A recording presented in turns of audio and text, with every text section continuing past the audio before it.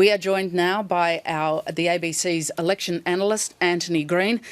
Antony, you've only recently finished with the WA election. Are you looking at what's happening today and thinking it might be a good idea to quickly update your federal election pages? Well, look, it's certainly a possibility if there is a change of leadership today. The Prime Minister herself is committed to the 14th of September. But if there is a change of leadership, any new Prime Minister wouldn't be committed to that timetable. They may choose to call an earlier election. This has been something that's been rumoured about for a while.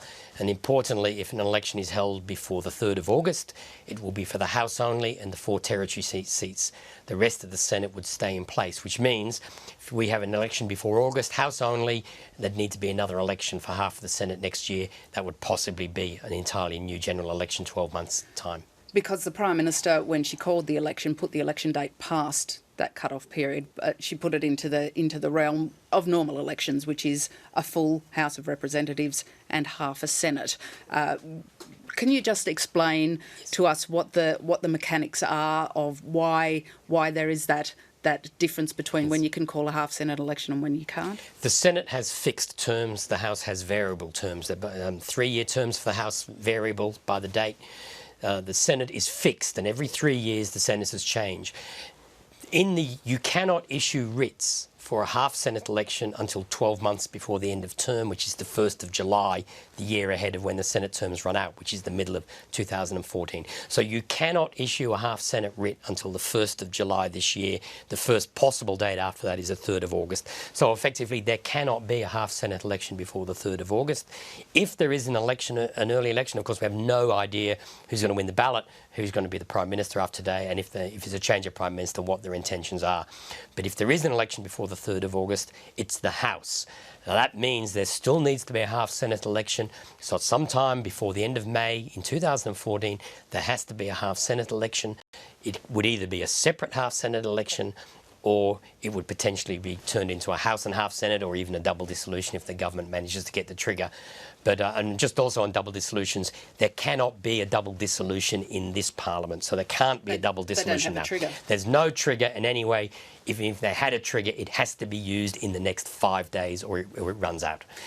Now, it's been a while, hasn't it, since we've had, while we're getting several steps ahead of where we are at the moment, it has been a while since there has been just a House election, hasn't it? The House and the Senate last got out of step in 1963. Menzies won the 1961 election but had a very narrow majority, and in late 1963 the Labor Party was having problems with internal debate over whether to approve a new agreement for the Northwest radar, which was I can't remember the exact name of it. It was a defence issue, and they got tied up on party policy on that. And the Labor Party's leaders were humiliated by being forced to wait outside of a Labor Party conference while the decision was made. And in that process, Menzies saw an opportunity to call an early election, and he did, and he won a majority. But that put the House and the Senate out of step for the next decade. When Whitlam was elected in 1972, there was no Senate election on the same day. And the early double dissolution in 1974 brought the two houses back together again. We've never had separate House and half Senate elections since. In 1970, which was the last half Senate election, it was treated like a giant by-election on the Gorton government, and you had a senator elected from Western Australia on one issue, which was the end of death duties, for instance. Nobody's ever risked having a half Senate election since. So that's what the problem is if there's an early election now, is it would put the House and Senate out of alignment. Now, as I said, we're getting several steps ahead of ourselves. There will be a Labor Party caucus meeting at 4:30 this afternoon. You would expect, Antony, if the Prime Minister wins that ballot, she will stick to her timetable, which is having the election on September the 14th. You would think so. I mean, that's the timetable she set. She's got the agreement of the independents to continue on. She would have warded, sort of kept off another attack from her opposition in the party, and would continue on, although whether there's continuing speculation, we'd have to wait and see.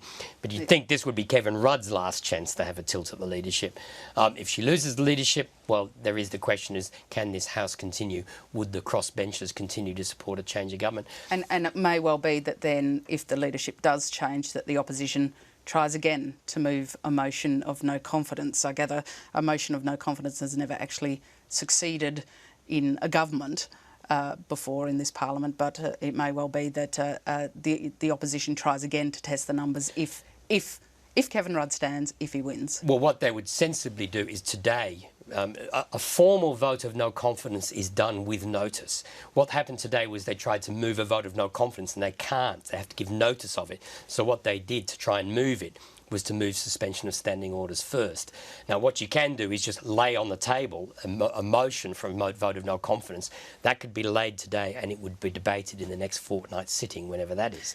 So that's a possibility. That's not until the budget sitting, so Parliament's due to get up today for a long autumn break. Well, they could they could try and suspend standing orders again this afternoon, but having failed this afternoon, it would be interesting to see if they tried again this afternoon. But if a vote of no confidence got up, even if the numbers got up, a vote of no confidence in whoever is the Prime Minister after 4:30 today would basically, you'd think, bring the government down. It may not be necessarily in the opposition's interest to bring the government down right now, as exactly as I said, because they would in fact be in the position of having to face a separate House election.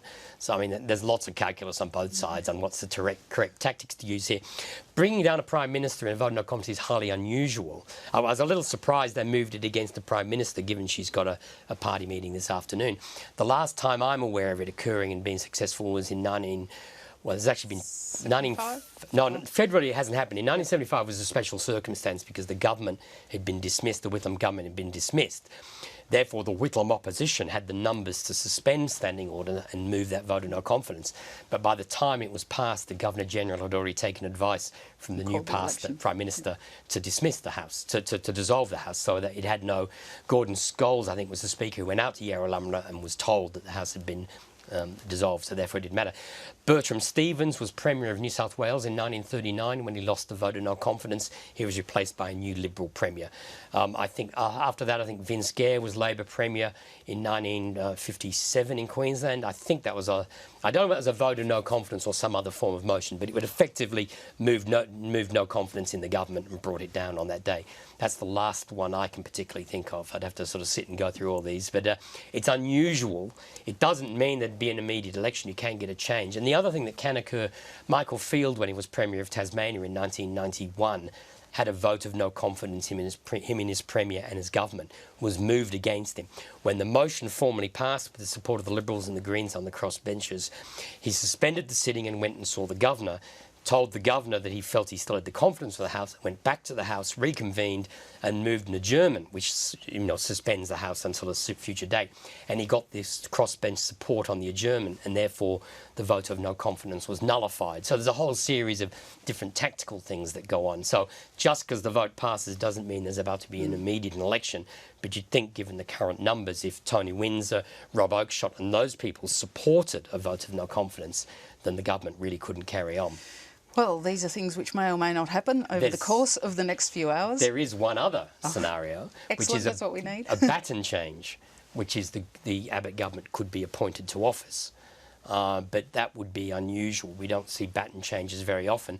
And I think all the things that the opposition have said is that they'd like to face an election. They want to face the people. In those circumstances, if there was any threat that the government was about to have government taken off them, it would be in their interest to call an early election rather than the alternative, which was Tony Abbott become Prime Minister and then call the election himself. I mean, that was the problem Whitlam faced in 1975. He was no longer Prime Minister going into that early election.